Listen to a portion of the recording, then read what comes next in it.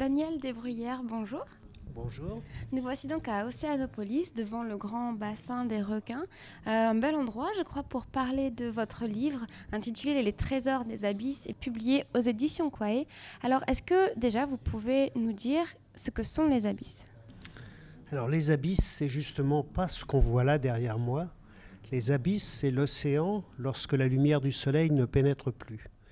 C'est-à-dire quelque chose qui est le monde sans soleil, qu'avait nommé Cousteau, et qui en fait est le plus grand écosystème qui existe sur la Terre, puisque ça représente 90% de la biosphère terrestre. Donc c'est un monde qui est comme le monde terrestre, qui n'est pas un monde uniforme du tout.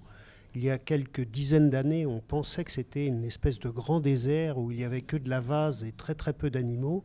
Maintenant, on sait qu'il y a des zones extrêmement riches dans l'océan. Depuis combien de temps est-ce que l'on peut sonder les abysses et plonger, visiter les abysses ? Alors, les recherches sont assez anciennes. On a commencé réellement à travailler sur les abysses à peu près à l'époque de Darwin. Mais on travaillait uniquement à partir de la surface, c'est-à-dire en traînant des engins sur le fond, que ce soit des chaluts, des dragues. Et donc on avait une vision des abysses qui était complètement biaisée, puisque en fait on n'attrapait que ce qu'on pouvait attraper. À partir de 1930, l'homme a commencé à pénétrer dans l'océan. C'est un Américain, un naturaliste américain, qui est descendu dans une sphère à 1000 mètres de profondeur. Et là, il s'est rendu compte qu'il faisait nuit dans l'océan. Et donc, depuis 1962, on fait des plongées. J'ai fait un petit calcul. Eh bien, on a exploré avec nos moyens à peu près la surface de la ville de Paris, alors que l'océan profond, ça représente 307 millions de kilomètres carrés, c'est-à-dire les 2 tiers de notre planète.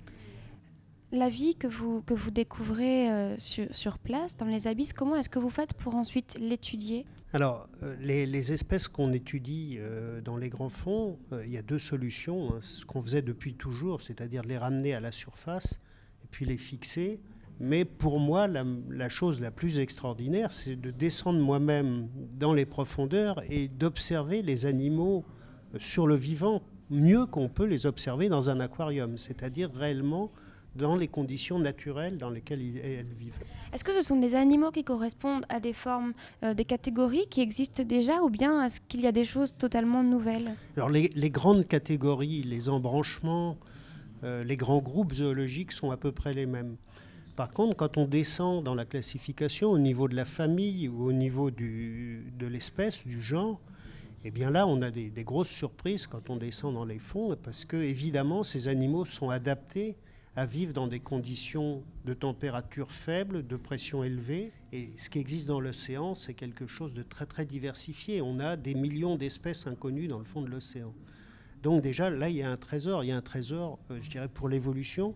Puis il y a un trésor pour les ressources génétiques dans le fond des océans, puisque maintenant on sait travailler sur des gènes qu'on va isoler, qu'on va cloner dans des vecteurs.